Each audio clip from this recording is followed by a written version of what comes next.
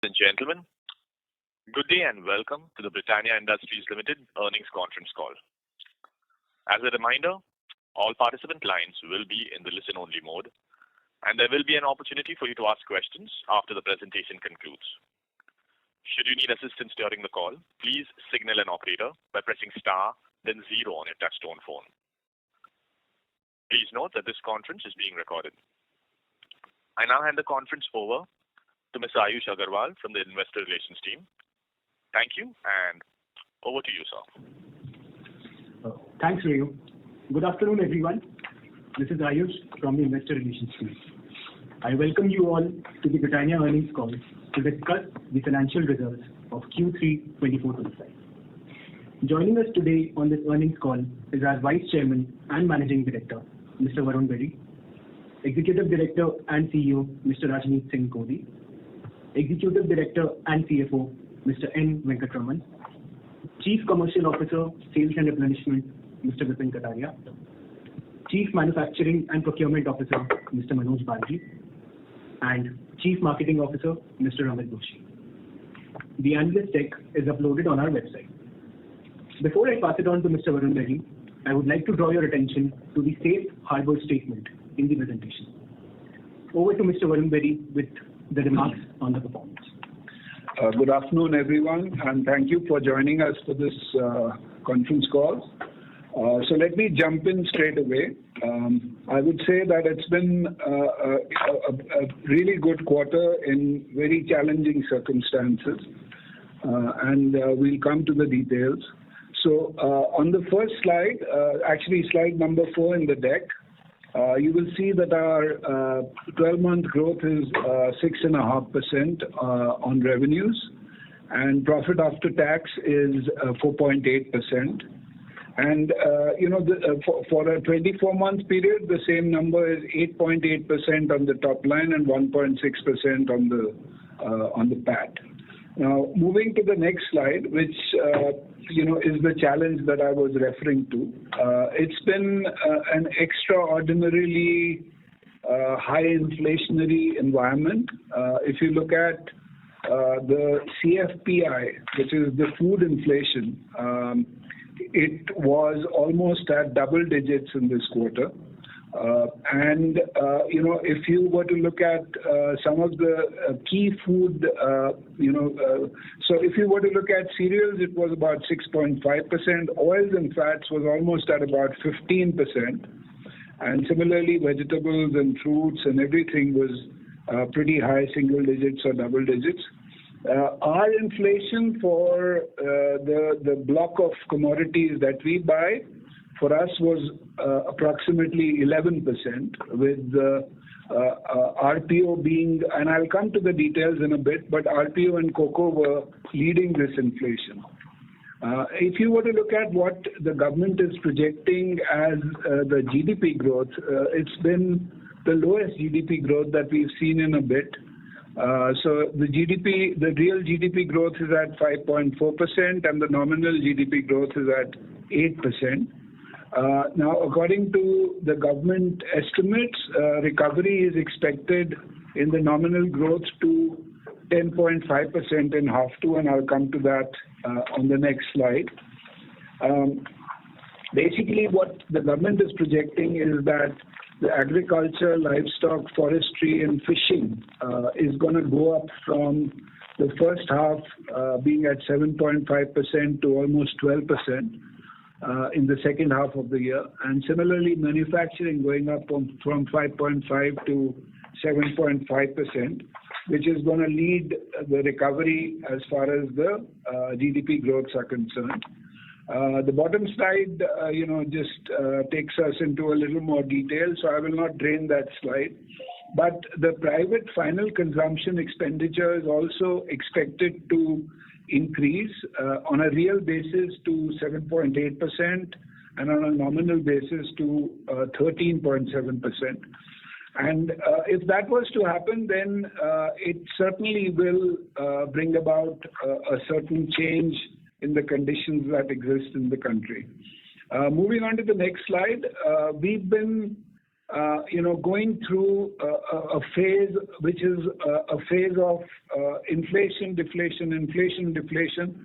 So towards the beginning of the year, it seemed that the environment is not going to be inflationary, and we had taken pretty steep price increases towards the last year. So we started to correct, and as we were doing that, there was a huge inflation which came at us, and we have now started to take the price increases. So if you were to look at our our revenue growth and our volume growth, they are almost at par, which shows that we have not taken any price increase till now. But as we speak, we've started to take price increases, which are going to make sure that we are able to take this in our strides. Now, this slide is about market shares. We've had a flattish market share year, and that's predominantly because of the ups and downs that we've seen in our prices. And once this moves in the right direction, I think our trend on market share is also starting to look good. The exit to the year is looking very positive, so we are hoping that that continues. Now, getting back to the strategic pillars, so let me just go through these one by one. On distribution, we have moved up on expanding our direct distribution. We have moved from a March 24 of 27.9 lakh outlets to 28.8 lakh outlets.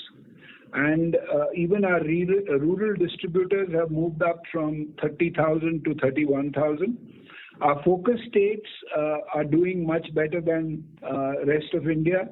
That continues to be our growth, engine. The next slide is on our route to market. So the route to market has two elements to it. One is how do we deal with the emerging channels, and second is what do we do to urban retail, which is our large cities and the retail distribution, the up and down the street accounts that we have. How do we get them to grow at a faster pace? Because these are the accounts which are also challenged by the emerging channels. So the first part on the left is about e-com and how do we do it. We've developed an in-house capability to have a model in place which will capture data-based consumer insights, which will then lead to personal content for consumers. And this is doing really well for us. This is a segment which is growing pretty well. And the second part is about the urban retail and rewriting our route to market. There are actually 5 parts to this. One is how do we leverage high potential outlets and service them in the way that we would want to. There are some outlets which require higher service frequency. There are some outlets which do not deserve the kind of frequency they get. So how do we right size the service frequency for these outlets? Second is, how do we upscale our salesman capability so that they can deal with these outlets in the right way? Third is about upgrading our technology to provide the right productivity to the company. And fourth is to increase feet on street as the frequency levels require modification. So it's something that we've been working on, and it's in a pilot stage, but I can tell you that these are giving us good signs and good results. So we are looking at scaling this up in the quarter that we stand today. And we are also looking at a refresh for our route to market for rural so that we can bring even a better way of servicing our rural customers. Moving on to the next slide, which is about the sustained investments in brand. Now, what we focused on is critical growth brands and innovation. And what we've also done is we've done some higher impact social media activations so that they can bring better productivity to our advertising efforts. There are a lot of these products that we've launched, a lot of these promotions. I'm not going to again talk about each one of these, but these have given us really good, a connection with the consumers, especially our digital campaigns. We've also done some tactical consumer promotions. There's one product which is missing on these slides, which is the Pure Magic Choco Frames, which was launched towards the end of the last quarter, which is the quarter in question. This is a Harry Potter themed product, a very exciting product, which is a biscuit and a slab on it with the Harry Potter houses as different biscuits having different houses on it.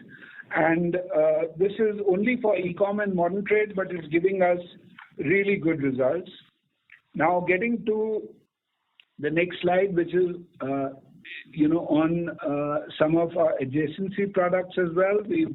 We've had some very exciting products. We've got a layer cake, which is dual flavored. We've launched a rusk, which is a 5 rupee pack. We never had a 5 rupee pack in rusks. And there are a lot of the biscuit products which we've launched, which are doing quite well. Our innovation pipeline is also catering to regional preferences and is helping us drive premiumness.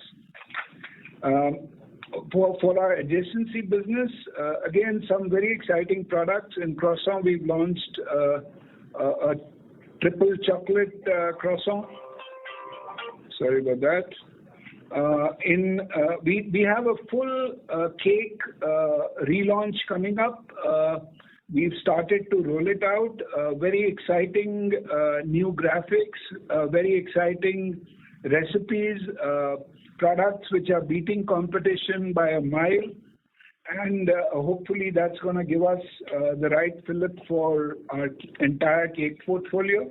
And similarly, cheese, we have a relaunch for our entire cheese portfolio, which is coming up. And we've started to roll that out as well with new graphics and new recipes, which are better than competition in every format. For our drinks, the season is upon us, and we are coming up with a very good campaign on Winking Cow. We've also got a very exciting product, which is the Winking Cow Grow, which is a 20 rupee product, which is flavored milk, which is fortified with 16 nutrients, which is basically vitamins and minerals, which support growth for children, also provide energy metabolism, as well as strengthen the immune system. So that product has also been rolled out. So it's going to be a very exciting season for us as far as drinks are concerned. Our international business continues to perform well across, and we are hopeful that that will continue. Moving on to the next slide, which is on cost leadership. This is again an engine which is working really, really well. We've been presenting this to you forever, but let me just reinforce this one more time. The elements of our cost savings are on the left-hand side. So, again, you can see what are the elements that we focus on. In 2013-14, it used to be 0.7% of our revenue. And in this year, it's going to be 2.5% of our revenue. We've scaled it up deliberately, obviously, because of the inflationary trends that we are seeing. And we are hopeful that this will continue even as we get into the next year. The next slide is on ESG. We've been recognized by Times Now for our ESG impact. We've also been recognized by Scotch ESG Awards for a silver on it. We've also had a campaign which has amplified our messages. It's been a campaign which has been very well received. You can see it in the upper part of the slide. It's a campaign around trees, which is highlighting a milestone for Britannia's ESG journey, around 100% plastic neutrality, as well as energy efficiency and water stewardship. So we've, there's a lot of news which is being created because of this campaign. Moving on to the next slide, which is on commodity inflation. As I was saying, for flour, there has been a 4% inflation, but this 4% would have been higher had we not had the forward buying that we've done on flour. Palm has been a 43% inflation, and that too, but despite our forward buying. So palm oil has been a very, very high inflation. Sugar is flat. Cocoa is at 103% inflation. Laminates is nominal at 3%, and corrugated boxes are at 15%. So our inflation for our products that we buy is about 11%. This would have been at least 2 to 4% higher had we not done the forward buying, and we hadn't had that advantage of that forward buying. Moving on to the next slide, on cost and profitability front, we've in the last 5 years we've had inflation, a total inflation of 4,000 crores, right? And we've dealt with it in the right way. It was, a one-way street for 2 years, and then it started to move up and down, and that's why we've, had price decreases in the beginning of this year, and now we've started to do price increases for the last 4-5 months. We've dealt with this situation very well, and we are at a stage where we've taken all the necessary price increases, which are going to get us to a stage where we counter the inflation. And if this inflationary trend continues, if we have to take slightly more price increases, that will be decided as we move into the next year. But we are very well prepared to be able to counter the inflationary trends.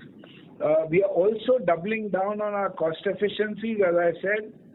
We are planning to make sure, and as I keep repeating every time, these cost efficiencies and cost savings, they start with zero on the 1st of April, and whatever has been achieved ends with the year, and there are new cost savings that come up every year.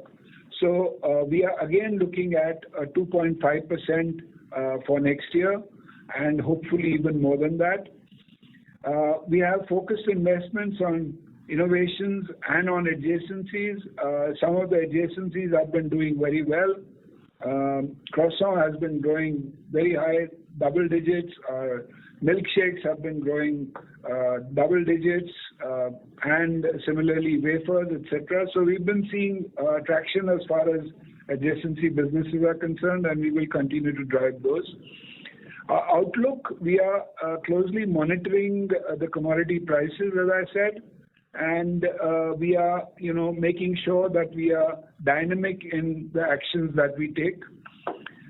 We are also vigilant to competitive pricing. We do not want to be completely out of whack, but it seems that the entire industry is facing a steep challenge, and it's all moving in the right direction. Our strategy will remain focused on driving our market share and also sustaining our profits as we've done in the past. Now, getting to the financials, revenue trends I've spoken about, so I'm not going to repeat that again. A 6% growth, operating profit up 3%. And finally, on the last slide, net sales up 6.5%, profit before tax up 3%, and profit after tax up 4.5%. And if you were to look at the ratios, the numbers have moved up in the last 3 quarters, and we are at profit after tax of 13%. So with that, I will end my presentation and open the house for questions. Thank you very much. We will now begin the question and answer session. Anyone who wishes to ask questions may press star and 1 on their touchtone telephone. If you wish to remove yourself from the question queue, you may press star and 2. Participants are requested to use handsets while asking questions. Ladies and gentlemen, we will wait for a moment while the question queue assembles.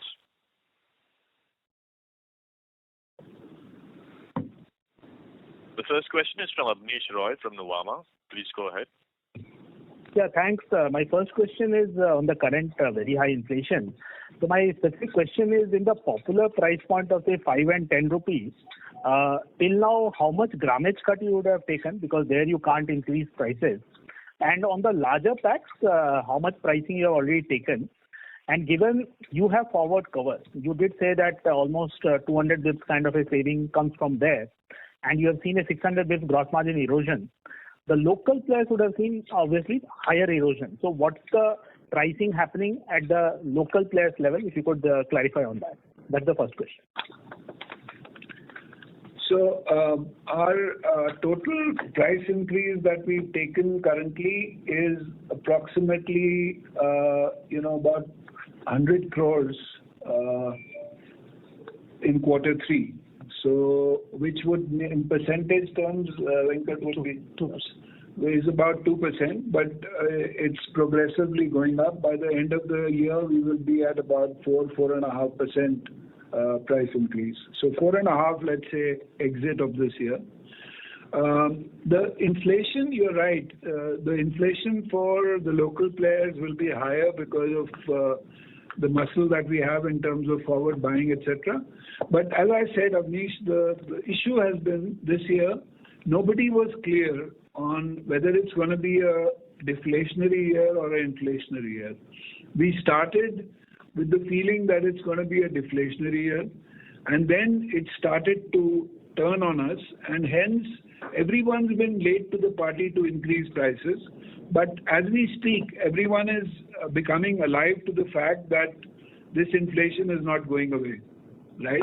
First, there was this feeling that palm oil duties, which have been imposed by the government, will be temporary and will go away. But no, we know that it's not going away. Also, the feeling was that cocoa prices will start to normalize. Wheat prices will normalize a bit because the season is on us. But, all of that has not normalized. So people are now very clear that, unless they want to destroy their profits, it is going to be important. So I think there is action which we can see in the marketplace. And on the competition, Varun, could you talk about some of the new players? Amul, there is some presence. I'm sure distribution is very weak.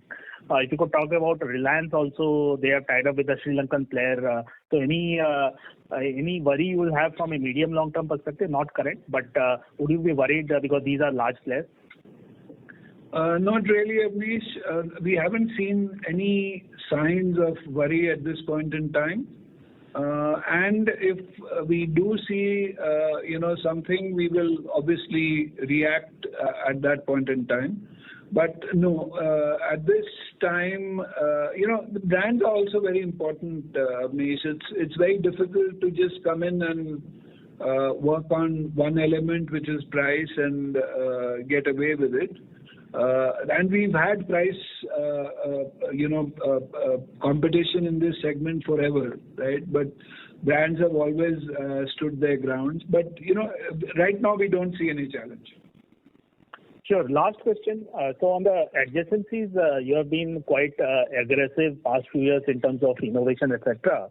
If you could tell us in terms of numbers, what's the impact? So croissant, very strong double-digit growth. Rusk now 5 rupee pack. So what's the idea behind that, if you could talk about?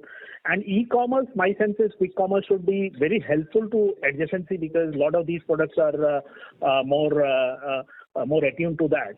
So if you could discuss both e-commerce impact, benefit to this, and if in terms of numbers as a percentage of revenue, if you could tell us how things have moved over the last 3 years. So Abneesh, you're hogging the space, but I'll answer this. So, the point is that e-com has been, especially to new products. So not just for adjacencies, it's been very helpful. But even for some of the new products that we've launched, it's been very helpful. And the contribution to some of the segments is much more. So, for example, biscuits is 4% as far as e-com is concerned, or slightly lower than 4%. But let's say I'm just giving you one or two numbers so that you get an idea. For croissant, it's 17%. For cake, it's 9%, right? For dairy, it's 11%. So the numbers are much more for the adjacencies. Okay? Thank you, Abneesh. Thank you. Next question is from Percy Panthaki from IIFL Securities. Please go ahead.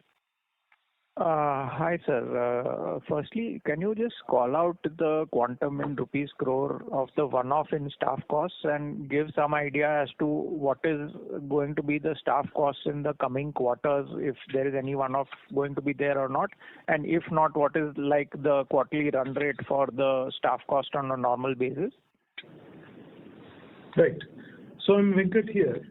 So employee cost for quarter 3 had the impact of provisioning for the stock appreciation rights. So this is based on the share price as at the end of last quarter and the current quarter. So last quarter end, the share price was 6,338. That became about 4,762 as of 31st of December. And that had an impact of about 75 crore in the quarter. So basically, there was a increase in staff cost in the last quarter, and there is a decrease. So it's all evened out. So it's just every quarter, depending on the share price, this will go up or down, is it? Correct. For a stock appreciation, right? That is the way it happens. Yes. Yeah. It's been volatile. I mean, it's been there from SAR scheme has been there from 2021. But it's been very volatile in the last couple of quarters. It was never there like that before. But it all evens out in the end. So it's not like, Sure. Secondly, just wanted to understand on the price increases. In the last quarterly call, you had mentioned that we are putting through 5 to 6% price increases, which will happen cumulatively over Q3 and Q4. Most of it would happen by February. Now you're saying that by end of Q4, you will have only 4.5% instead of 5 to 6%. While at the same time, the cost inflation has actually been higher than what we could envisage at that point of time. So why this hesitation to take the price increase which you had already planned? And even more is necessary. There's no hesitation. It is a necessity today, and you're right, exactly right. There will be a 6% price increase. We've already taken in Q3 2%. In Q4 it's going to be another 2.5%, and then in Q1, which is going to be the Q1 of next year, it's going to be another 1.5%. So cumulatively, it's going to be 6.5% price increase. Okay, and with this please continue. And the 11% inflation that we spoke about in commodities equates itself to 6.5%. It requires to be balanced. It requires 6.5% price increase. Got it.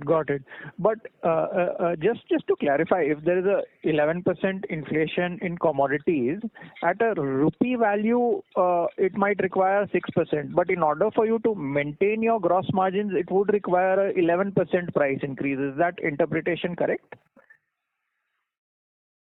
Well, yes. As a percentage, yes. Percentage, you maintain the percentage, yes. Yeah. But in absolute, to maintain the profitability, it requires 6.5%. Got it. So here is my With cost efficiencies, Pantaki. Understood. So here was my concern. I don't know how much you can eke out from cost efficiencies, but here was my concern that basically in biscuits, since a lot of the pricing happens through grammage changes, the price increase doesn't fully translate to a higher top line, and therefore if the margins are not maintained, the absolute profit itself takes a beating. So do you think that with the cost savings, you will be able to go back to like that 17-18% kind of EBITDA margins by Q1 once all your pricing is through? No, now you're talking about profit margins which we had during COVID and stuff like that. Maybe not 17-18%, but we will make sure that our spine remains vertical and we are able to provide the right growth as far as profits are concerned. So if you were to look at it, 6 to 6.5% price increase, 2.5% is going to be the cost efficiencies that we are going to work on, and there will be other opportunities that we are looking at this point in time. So we will make sure, we've been doing this forever, and we will also make sure this time that we will be able to provide the right growth as well as the right profitability to the business. Got it. I think, Varun, the disconnect is, I think you're talking about EBIT margins and I'm talking about EBITDA. I think your EBITDA margins peaked out at around 20% and I'm talking about 17 to 18 on EBITDA. Okay. Yeah. Okay. Yeah, I got that. So that should be doable, right? Yes. Okay, that's all from me. Thanks very much. Yeah. Thank you. Next question is from Mihir Shah from Nomura. Please go ahead. Hi, sir. Thank you for taking my question. So firstly, on the volume front, so how should one think about the impact of volume with this 6.5% pricing that is likely to happen? Can you help understand this volume trend that we are seeing, including the grammage reduction, can sustain and the impact of the same? Well, volumes do take a beating when there is a price increase. There is an arbitrage between volumes and revenues. So, but we've been growing. Actually, if you look at last quarter, we grew at almost 6.4%. It's almost the same as our revenue growth. So our volume growths were pretty good. Yes, there will be a little bit of arbitrage which will come through, but that's fine. You've got to do what you've got to do. Got it, sir. So, and one clarification on gross margins. Can one assume the peak of the input cost inflation in the margins is built into these quarter numbers, or were you consuming low cost inventory? And going forward, there may be some high cost inventory that you'll have to consume, and margins will continue to get impacted despite the price increases that you are taking.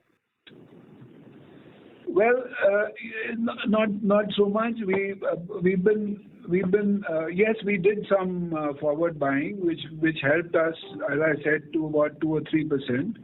But now with the season coming on wheat, March the season starts.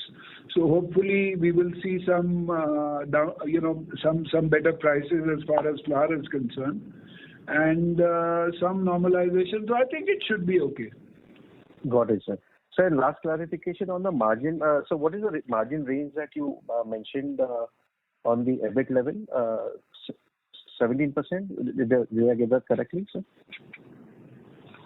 Which I didn't mention any margin range. Which margin are you talking about? Just to Percy's question, you had mentioned, I got confused between EBIT and EBITDA margin. If you can just reiterate. He was talking about EBITDA, I was talking about PAT.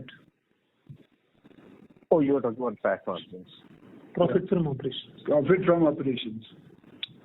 And what is the range, sir, you mentioned? Sorry. So we will stay in the current range, I would say. That would be the range that we would look at, although we don't give any forward-looking forecasts. But I would say current range is what we would target. Got it, sir. Thank you. Wishing you all the best, sir. Thanks. Thank you. Next question is from Tejas Shah from Avendus Spark. Please go ahead. Hi, thanks for the opportunity. Sir, yesterday, ITC in its press release highlighted intense competition from local players at biscuits. But market continue to expand this quarter as well. So what are the key drivers that are working in our favor? Sorry? What are the We flagged where we keep that in biscuits there is intense regional competition. In that situation, what is keeping our growth so fast? I guess our growths are coming through the strength of the brands as well as our distribution efforts, and we hope to continue with that. Sure. So second, focus states are growing at 2.5 times versus the average for a while now. But at the aggregate level, we are not seeing the impact. It's not moving the needle yet. So what is the current contribution where we have reached of this pocket of growth, and how at what point we'll see that this number will actually start driving the overall growth? See, the focus states are still very small in terms of our overall revenues. And we still are, our market shares in those focus states are half of what they are for the rest of the country. In fact, even less than half. So that's why the impact that you see is, marginal at this point in time. As I've said in the past as well, we don't want to do any big bang strategies in these states. The big bang strategies would be reduce price and try to get share from competition. We are not doing that. We are doing all the execution parameters, which is distribution, strengthening our brands, launching the right products for those markets, and gaining share in a way that it becomes sustainable rather than unsustainable in the future. But as these states are growing, at some stage they will start to add a lot more to the overall country level numbers as well. Yeah, so Tejas, I look on this side. So these states basically contributes about 15% to our overall revenue. And they've been growing at about 1.3 to 1.4x, which means that over a period of time, from 12-13%, they've moved to 15-16%. These states are, like we keep saying, these are opportunity states because that's where the biscuit consuming population is, and we have got a market share which is under leverage, and therefore there is a lot of head space. And like Varun said, I think the backbone that we want to build in these states is distribution led, right, and brand led, and that's the the impetus that we've been able to put forward, which is giving us this kind of growth, right? So the other very important aspect of these states is that they are almost 35% contribution to the overall rural category. And if you see our growth in rural, they are pretty healthy because our focus states are really firing for us. So I think apart from the lever of contribution or salience, there are a lot of other impact areas that we see, and that's where we are working. Thanks. Very detailed and clear. Thanks a lot. Thank you. Next question is from Latika Chopra from JP Morgan. Please go ahead. Hi, Varun and team. Thank you for the opportunity. I wanted to, get some more color on non-biscuits portfolio, and how are you thinking about, portfolio diversification, over the next 2-3 years. If you can give us some color on how the salience of non-biscuits, it's growing at double digits. What kind of double digits? Is it profitable? What is the distribution opportunity which is still available?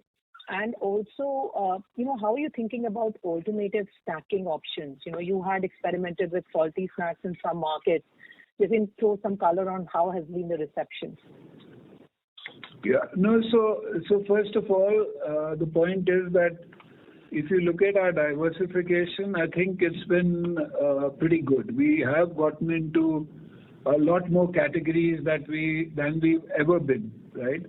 So whether it's wafers or croissants or, the cake formats that we've launched and, all of the other products that we've launched have, been pretty good.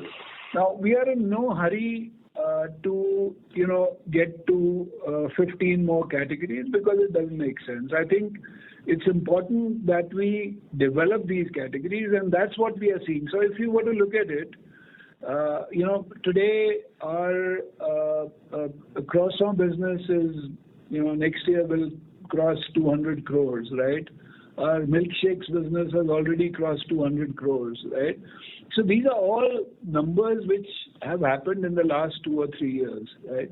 And growing pretty rapidly. Now, the point is that the base of biscuits is very large, and it doesn't really show, a large change in that. But if this was to continue, and if we were to double it up, I think we will be in a very good place to be able to showcase the portfolio that we've created. And some of the categories are genuinely premium and have entry barriers which, small competitors cannot cross, right? Now, your question is on, there will be products which will always be in experimental stage or pilot stage. And we will continue to make sure that we are diligent on those, because Latika, it doesn't make sense to do things in a bit of a rush, because you will launch it and then you will create confusion, throw the cat amongst the pigeons, and you will not be able to sustain the momentum from those categories. So salty snacks is one of those. We understand it's a very large category, but we also understand that it's a very competitive category. Till we are able to feel absolutely confident of being able to sustain our competitive edge with the large competitors that we have, we will not launch it nationally, and that we are very clear about. And frankly, it's not that we just launch it and leave it in the pilot stage in some of the markets.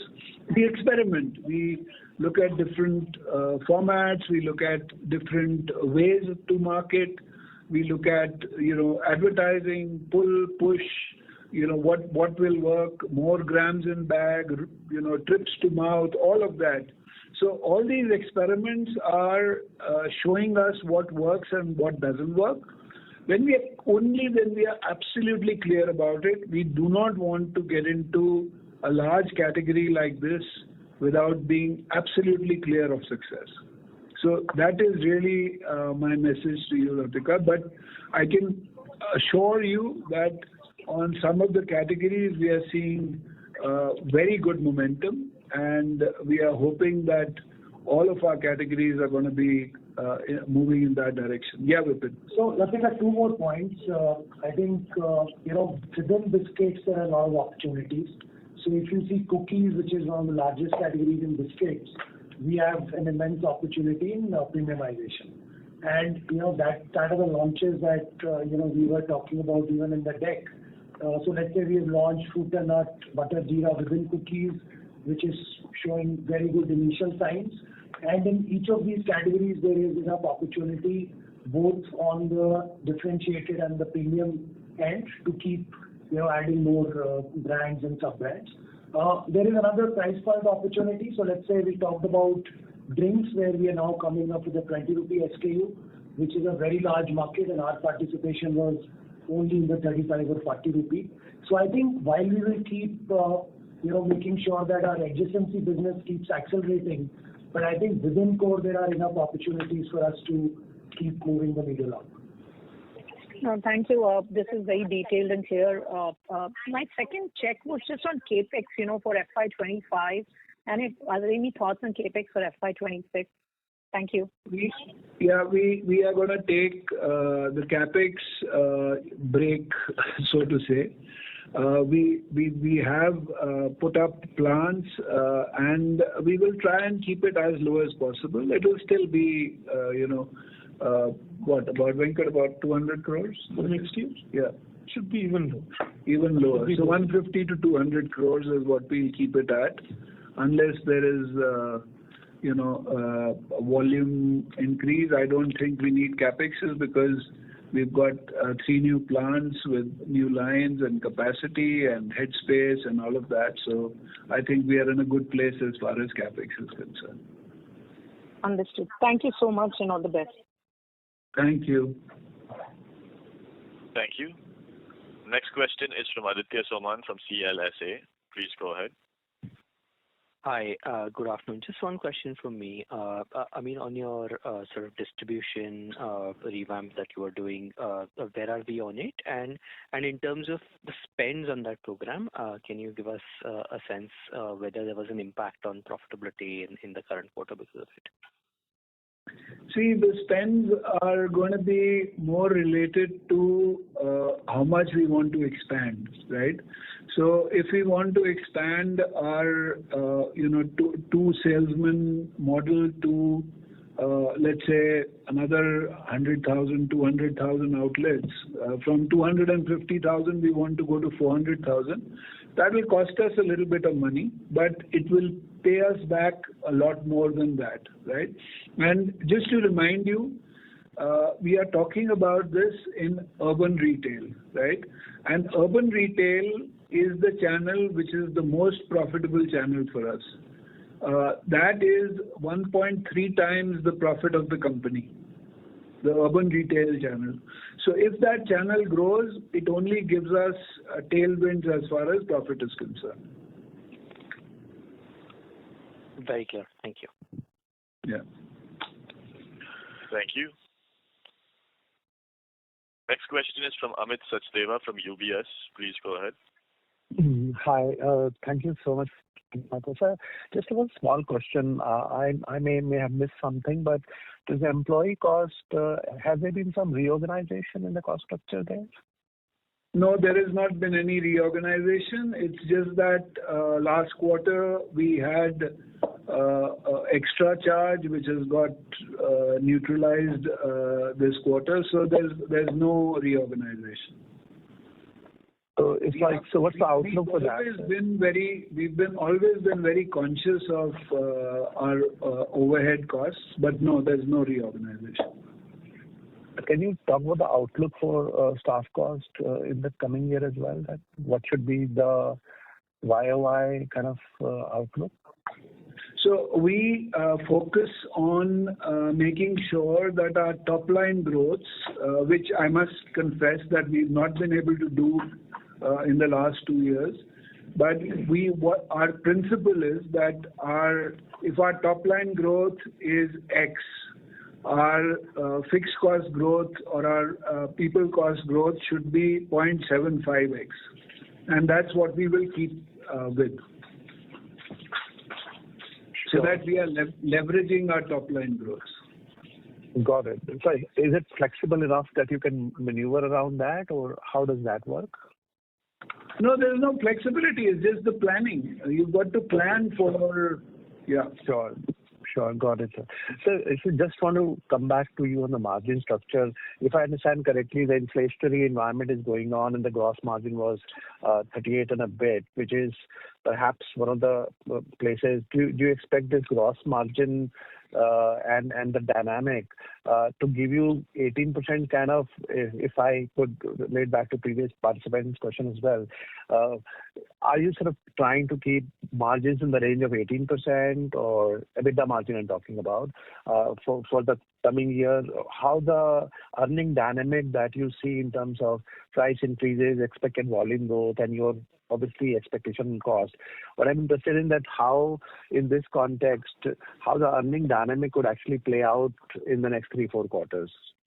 See, we don't give any forward estimates, but as I had said, we are taking 6 to 6.5% price increase, which will be enough to get our absolute profit up to level.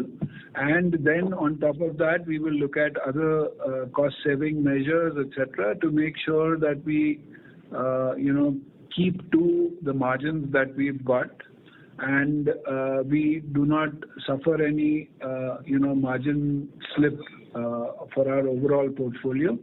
But you've got to remember that, we've negotiated through this kind of an environment many times, and we've done it quite well, and we will continue to do so even in the future.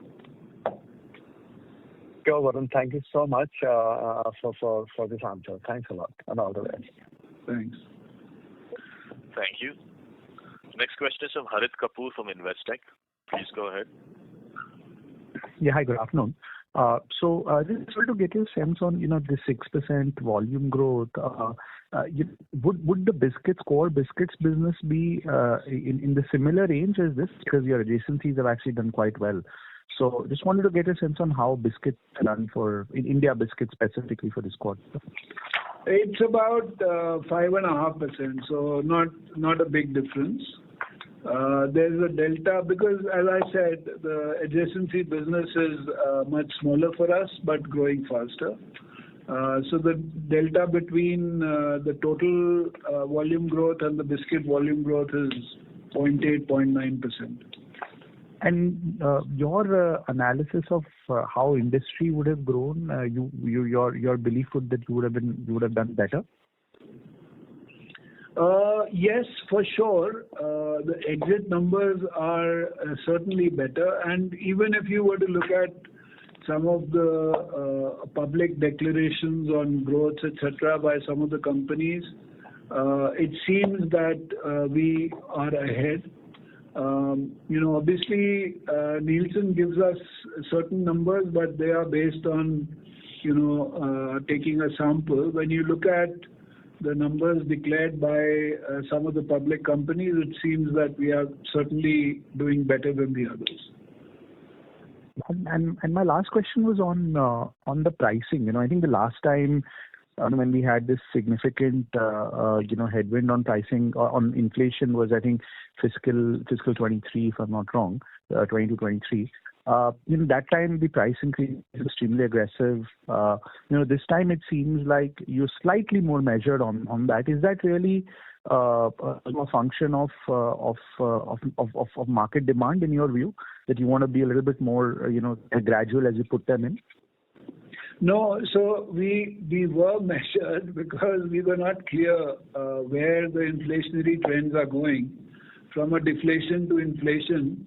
And we were also hopeful, actually not just us, but the entire industry was hopeful that maybe the duties on fat, etc., will go away. But as our Honorable Finance Minister has said, this is basically going to stay because they want to indigenize, fats in India. So we are now clear that it's not going away. So now we are taking very decisive action on pricing. All right, those are my questions. Thank you. Yeah. Thank you. Thank you.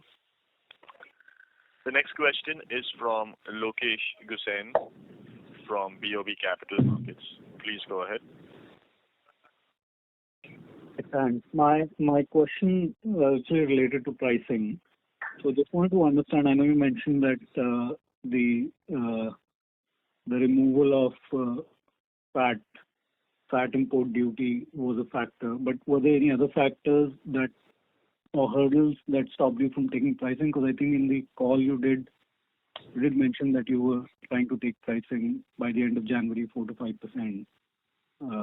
So what changed? So we still are going to take 4.5% pricing by this quarter. So it will be, we've already probably taken 4% and another 0.5% towards the end of the quarter, 4.5%. So yes, we will continue to do that. But no, there were no other factors. See, pricing should never be the trigger for you. And we always take it as that.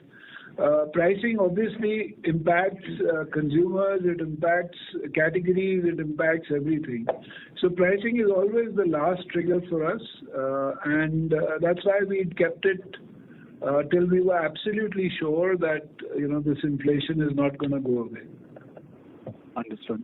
And just on efficiencies, you mentioned you're going to double it this year. So are you already at the double run rate as of December end, or you're still on the way? No, cost savings are going very well for us. In fact, we probably will beat our targets that we've set for ourselves for the full year. Understood. Thank you. Thank you. Next question is from Amish Agarwal from Prabhudas Lilladher. Please go ahead. Yeah. Hi, sir. Thanks for the opportunity. I have a couple of questions. My first question is really regarding to the staff cost. Here you mentioned that we had a 75 crores of write-back in the current quarter, and we had 50 crores provision in the previous quarter. So was there any element of that in 1Q also? In what? The staff cost, there is a provision for the phantom stock options. Was there some provision made in 1Q also with regards to this? Yes, there was a small number there as well. There was about 25 crores in the first quarter. Okay, because in the last 2 years in the annual report, there's a 50 to 60 crores of provision which comes. So can we actually start showing this at a separate line item because it fluctuates on quarter basis? It's not necessary to do that. It's an overall scheme of things for a company which is of this size. I don't think it's necessary to be shown separately. But whenever there is a blip, we always talk to you about it and highlight it. Okay. So my second question is that you indicated that the capex, the big capex move is now over, and now you will be not spending more than say a couple of 100 crores. So I believe that we have done a lot of capex. There might be some PLI-led benefits also, because if you look at the first 9 months of the year, our other operating income has nearly doubled, and in the current quarter also it is up by 93%. So incrementally, will the gains from this be start tapering off? How should we presume this run rate to be on a quarterly or the yearly basis in the coming years? No, so capex